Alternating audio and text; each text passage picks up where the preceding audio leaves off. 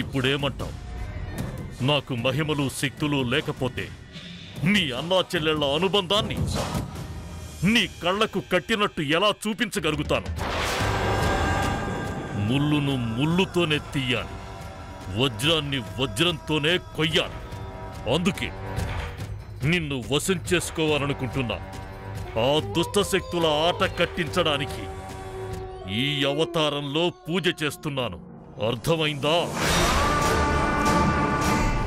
నీ అన్నయ్య బతికున్నాడో లేదో తెలుసుకోవాలంటే నువ్వు ఆ గుడిలో ఉన్న రహస్యమేంటో తెలుసుకోవాలి. అది తెలుసుకోవాలంటే ఏ శక్తి నిన్ను అడ్డుకోకుండా మహత్తరమైన శక్తి గల మరో తాయెత్తు నీకిస్తాను.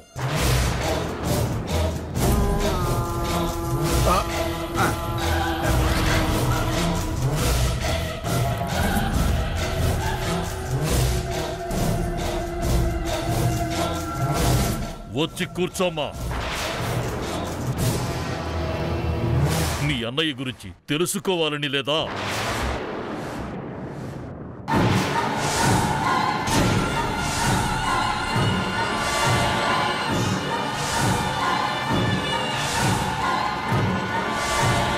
శక్తులు మహిమలు వాటి రహస్యాల గురించి తెలుసుకోవాలి అంటే పౌర్ణమి అమావాస్య రోజులు చాలా అనుకూలమైనవి. నీ అన్నయ్య గురించి తెలుసుకోవాలంటే రాబోయే అమావాస్య రోజు నిన్ను గుళ్ళోకి పంపిస్తాను.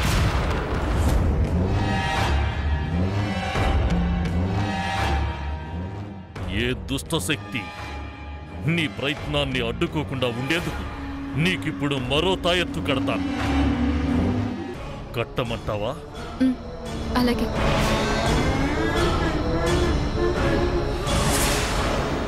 ఇదంతా చూస్తే నా గురించి ఎక్కడ తెలిసిపోతుందోనని భయపడ్డాను.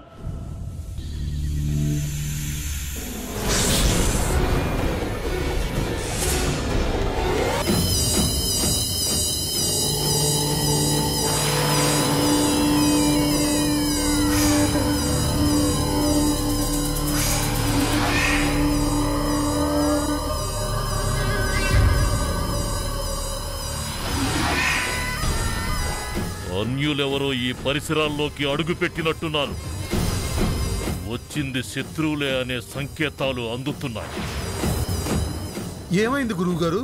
ఒక్క క్షణం ఆలస్యం చేయకుండా మీరిక్కడి నుంచి వెళ్ళిపోండి. త్వరగా వెళ్ళిపోండి. మరి తాయెత్తు సమయం వచ్చినప్పుడు ఇస్తాను, తీసుకెళ్ళు. అమ్మ భైరవి, వెళ్దాం పదమ్మా. అదేంటి, గుళ్ళోకి వెళ్ళడానికి తాయెత్తు కడతానన్నారుగా, కట్టకుండానే వెళ్ళిపోమంటున్నారేంటి? దుష్టశక్తులేవో ఈ స్థావర పరిసరాల్లోకి వచ్చాయి. మీరిక్కడుండటం మంచిది కాదు. త్వరగా వెళ్ళిపోండి. ముహూర్తం బాగలేదట, సమయం వచ్చినప్పుడు ఆయన పిలుస్తాడంట. పదమ్మా, పద. వెళ్ళిపోండి. వస్తాం గురుగారు. ఓం భీం హం కబాలిక రా.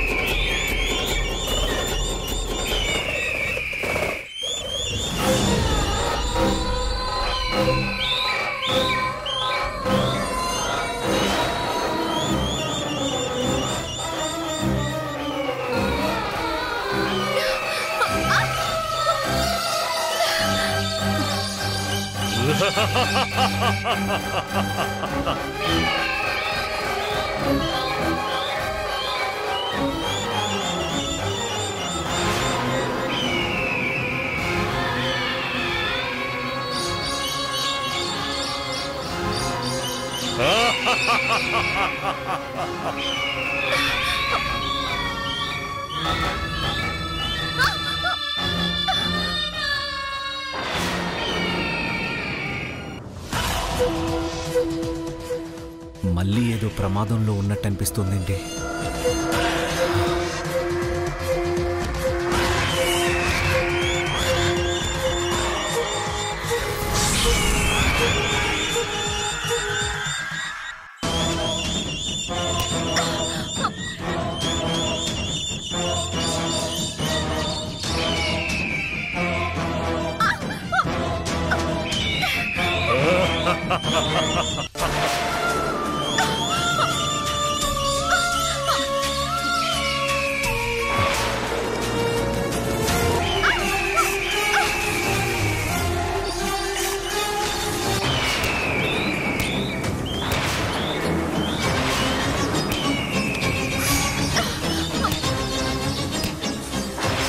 మలి మలి మలి మలి మలి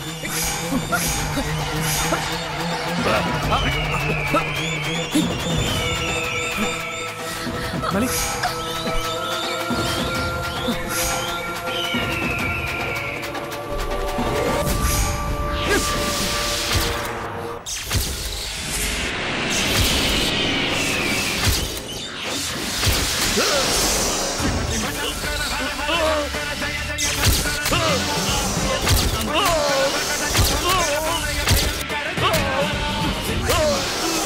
గురువుగారు గురువుగారు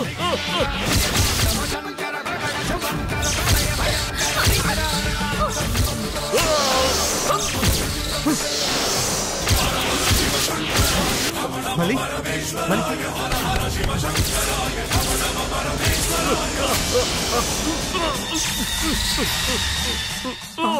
గురువా గురువా ఏమైంది గురువా గురువా గురువా ఏమైంది గురువా గురువా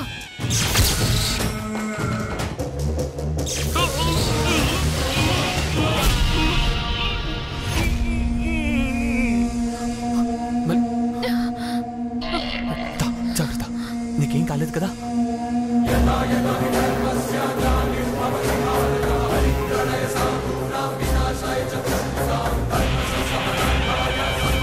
జాగ్రత్త మరి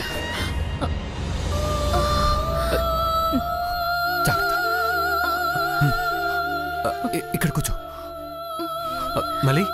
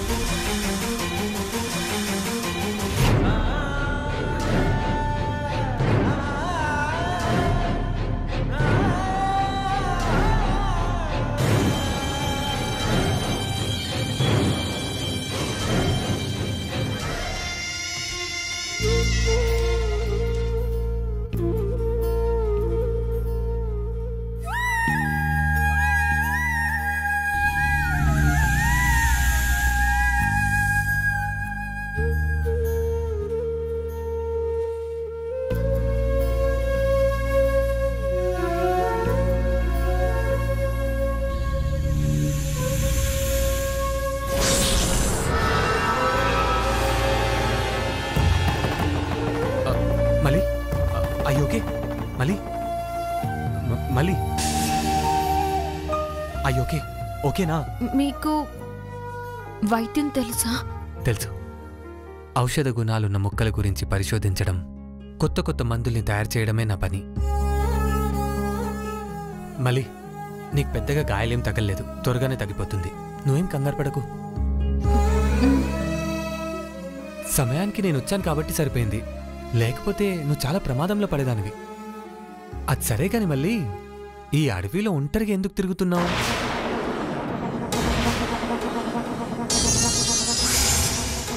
చెప్పు మళ్ళీ. అది భైరవమ్మాయి గారు ఇటువైపు రావడం చూశాను.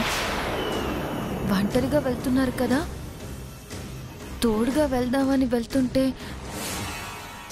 ఆ అమ్మాయి గారు కనిపించలేదు. ఎటెళ్ళారా అని ఆ అమ్మాయి గారి కోసం వెతుకుతుండగా ఆ గద్దలొచ్చి నా మీద దాడి చేశాయి.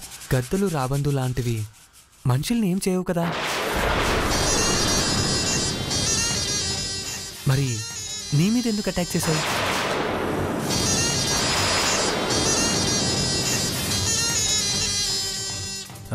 అవి పురుగుల్ని తింటాయి, చిన్న చిన్న పక్షుల్ని, కోడిపిల్లల్ని తనుక్కుపోతాయి, పాముల్ని కూడా తింటాయి.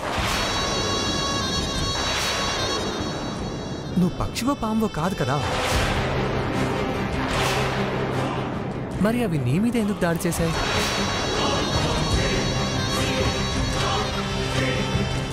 అయినా నాకు విషయం అర్థం కావట్లేదు. నాకు తెలిసినంత వరకు రాబందులు కానీ గద్దలు కానీ చచ్చిన శవాల్ని మాత్రమే పీక్కు తింటాయి. బతుకున్న మనుషుల్ని ఏం చేయవు కదా. మనుషుల మీద కూడా అటాక్ చేస్తాయి అనుకుందాం.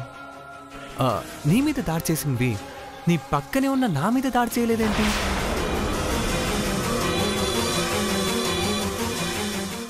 నన్నేం చేయకుండా నీ ఒక్క దాని మీదే పగపట్టినట్టు దాడి చేయడం నాకు చాలా ఆశ్చర్యంగా ఉంది. మళ్ళీ పక్షులకి గ్రహణ శక్తి ఎక్కువ కాబట్టి నేను నాగిని అని గ్రహించి ఉంటాయి. మా సర్పజాతికి అవి బద్ధ శత్రువులు కాబట్టి నా మీద దాడి చేసుంటాయి. నీకు విషయం తెలుసా? మనకు తెలియకుండా మన కళ్ళల్లో ఒక రకమైన పవర్ ఉంటుంది. అందుకే మనం పెద్ద పెద్ద పక్షులు జంతువుల కళ్ళల్లో కళ్ళు పెట్టి చూడకూడదు. అలా చూస్తే వాటికి టెంపర్ పెరిగి మనమేమైనా చేస్తామన్న భయంతో కోపంతో అవి మన మీద దాడి చేస్తాయి. నీ కళ్ళలో అలాంటి పవర్ ఏమైనా ఉందేమో?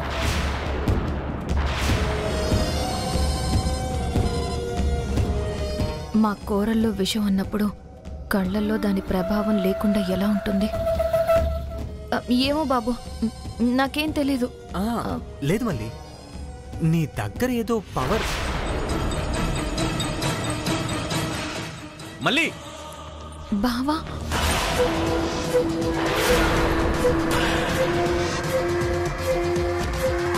మళ్ళీ ఏంటి ఏడున్నావు?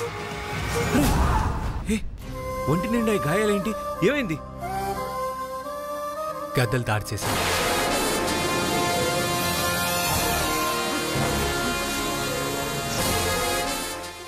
అవును బావా, సమయానికి బాబొచ్చి నన్ను కాపాడారు. గాయాలకి పసరమందు కూడా వేసి వైద్యం కూడా చేశారు. మళ్ళీ హలో బ్రదర్, ఇది అడవి, పాములు అవి ఉంటాయని తెలుసు కదా. మల్లికి తోడుగా ఉండకుండా ఆడపిల్లని ఎందుకు ఒంటరిగా పంపిస్తావు? జాగ్రత్తగా చూసుకోవాలి కదా. ఈ అడవిలోనే పుట్టి పెరిగాం. చిన్నప్పటి నుంచి ఒంటరిగా అడవిలో తిరగడం నా మల్లికి అలవాటే. ఏం జరిగినంత వరకు అలాగే అనుకుంటారు. పక్షులు దాడి చేశాయి కాబట్టి సరిపోయింది. అదే పాము కాటేసుంటే ఏమైంది? ఇక నుంచి జాగ్రత్తగా చూసుకుంటాను. నా మల్లిని కాపాడుకుంటాను. దండలయ్యా.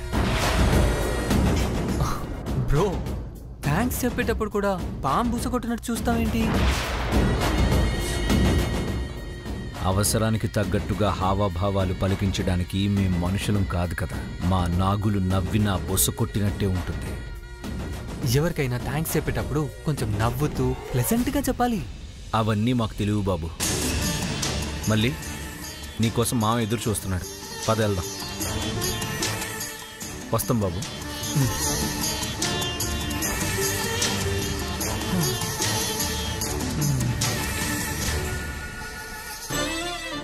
ఇంతకీ భైరవి ఎట్టెళ్ళుంటుంది? భైరవి,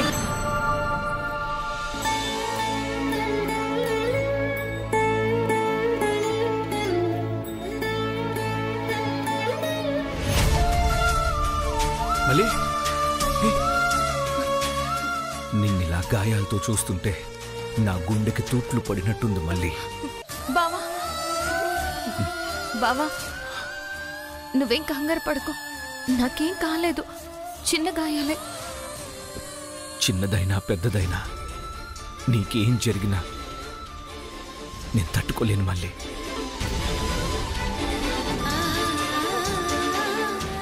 నువ్వు నా ప్రాణం కాబట్టి నీకేదో ప్రమాదం జరుగుంటుందని ముందుగానే ఊహించాను. నేను ఊహించినదే నిజమైంది. నువ్వు బాధపడితే నేను చూడలేను బావా.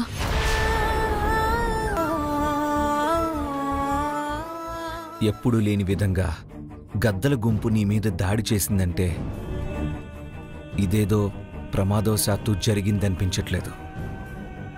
ఇంకేదో కారణం ఉండుంటుంది. అదేంటో తెలుసుకోవాలి.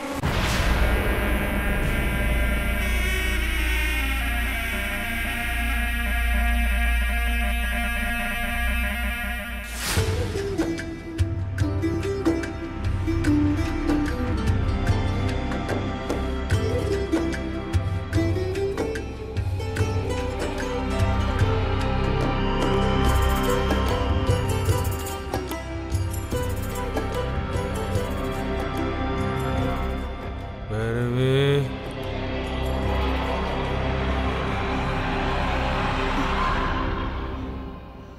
అమ్మ భైరవి అమ్మ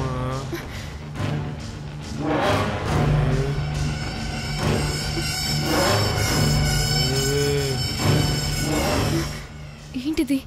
ఎవరో పిలిచినట్టుంది. అమ్మ భైరవి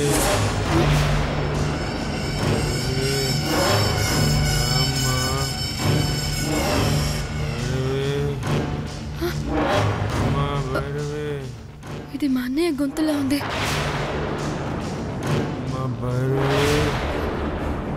అన్నయ్య అన్నయ్య అన్నయ్య అన్నయ్య అన్నయ్య అన్నయ్య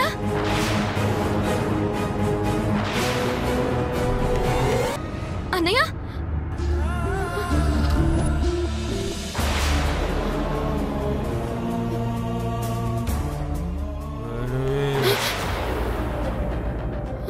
అన్నయ్య అన్నయ్య అన్నయ్య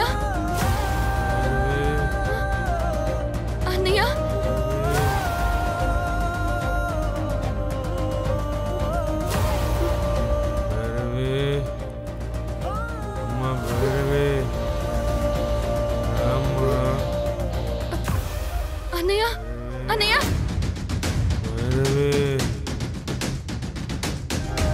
రామ భైరవి అమ్మ భైరవి అన్నయ్య భైరవి రామ అమ్మ భైరవి భైరవి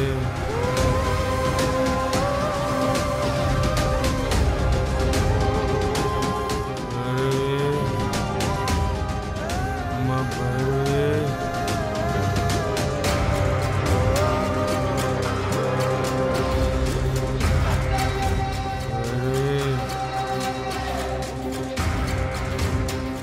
అన్నయ్య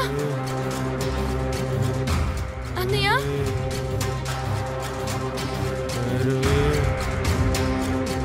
అమ్మ భైరవి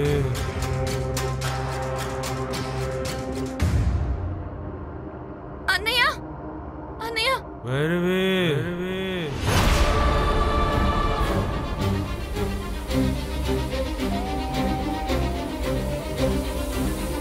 భైరవి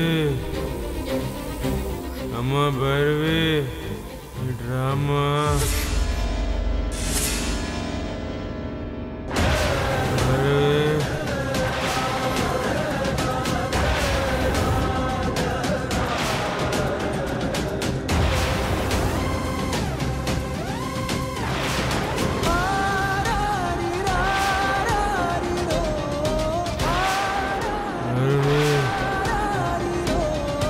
ఒకవేళ నీకంటే ముందు నేనే వెళ్ళిపోయాననుకో, అన్నయ్య మాటకి చెప్తున్నా, నేను వెళ్ళిపోయినా ఆ దేవుడితో యుద్ధం చేసి మరీ తిరిగి వస్తానమ్మా.